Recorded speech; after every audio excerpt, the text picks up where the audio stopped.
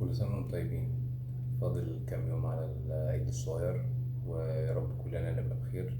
احنا بنتلكك عشان نقول لبعض كل سنة وانتم طيبين، وبنتلكك عشان نفرح. فكل سنة وانتم طيبين. بص، هو النهاردة أنا مش عارف أصيغ الكلام، فهي فكرة جاتلي فحابب أشاركها معاك. ده الشارع ده الشارع اللي انت بتعديه كل يوم. انت واقف هنا، لو حابب تروح هنا وتخيل نفسك كده وانت بتعدي باصص بس على النقطة دي، مش شايف أي حاجة تانية من اللي حواليك. لو مركز بس في النقطة ديت وبتتحرك في خط مستقيم ليها، أكيد حاجة من الحاجات دي هتخبطك، أكيد عربية من العربيات دي هتخبطك. طيب، لو أنت هنا وعايز تروح هنا بس من غير ما تحدد نقطة، هتلاقي نفسك بتفادي العربيات وحركتك ما بينهم أسهل. وده اللي بيحصل في الواقع، إن إحنا لما بنيجي نعدي عربية بتبقى جاية من اليمين، فناخد سنة كده سنة كده سنة كده لحد ما نحصل هنا.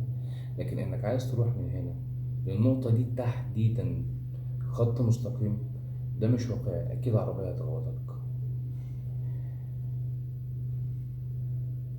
تخيلت معايا الموقف عامل إزاي؟ خليني أقول لك إن النقطة دي ده الهدف، وكده ده الاتجاه. ركز دايما على الاتجاه، ما تركزش على الهدف. ركز دايما على الاتجاه، ما تركزش على الهدف. الهدف ده تصور ليك انت تصورت لنفسك ان انت في النقطة دي تحديدا، فمش هتقبل اي تغيير في خطتك، مش هتقبل اي تغيير في احداث الحياة ان تاخدك من هنا لهنا لهنا، وهتبقى بتعافر وهتبقى بتزق وهتبقى. لكن لو ركزت على الاتجاه هتعرف تمشي حالك، هتعرف تفادي، هتعرف تتحرك. ومن ساعتها لما تعدي الطريق ممكن بقى تروح يمين هتبقى اسهل، تروح شمال هتبقى اسهل. بس ما تحطش عينك على نقطة معينة وما تبقاش شايف غيرها، تصمم انك تروح لها. لو سألت مثلا حد من الناس اللي ليها انجازات في الحياة، ممكن يقولك ان انا ما كنتش في دماغي اصلا ان انا هبقى كده، ده انا كنت رايح في حتة تانية وفجأة لقيت نفسي كده.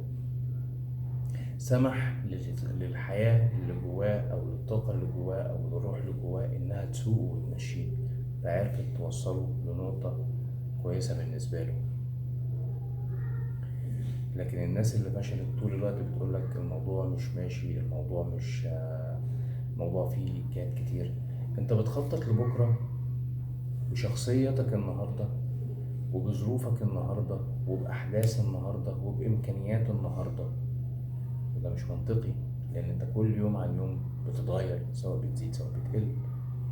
فركز في الاتجاه. في ناس ملهمة في الحياة من ساعة ما اتخلقت في الدنيا وهي هبقى لعيب كورة، ده سبحان الله دي بتبقى حاجات بسيطة أو فلتات، لأن بمنتهى البساطة الناس دي بيبقى اتجاهها هو نفسه هدفها، يعني اتجاهها هو نفسه هدفها. وعموما الناس اللي بتنجح بتسمح نفسها انها تتطور، بتسمح نفسها انها فبتستوعب اكتر فبتستوعب اكتر فبتستوعب اكتر. في ناس ربنا مديها الهام ان انت من صغرك اتجاهك ان انت تبقى لعيب كوره، ويطلع هو ده فعلا هدفك، ويعني تكتشف ان هو ده هدفك. وخليني اقول لك مثلا لو انت بتخطط ان انت تبقى راجل بتاع مزيكا، بتلعب مزيكا، تمام، بس ما عندكش الموهبه، بس مخطط ان انت تبقى راجل بتاع مزيكا، الحياه عندك، لان انت في النهايه ما عندكش الحته ديت. لكن ممكن يبقى اتجاهك ان انت تبقى بني ادم مشهور وانت ما انتش عارف، وانت ما انتش عارف، فبتظل طول الوقت مركز على نقطة واحدة وساب الاتجاه اللي المفروض تمشي فيه. وياما ناس مثلا بتسمع عنهم ان هم متعددين المواهب ومتعددين ال- الأنشطة. سي مثلا فنان عندنا زي تامر حسني.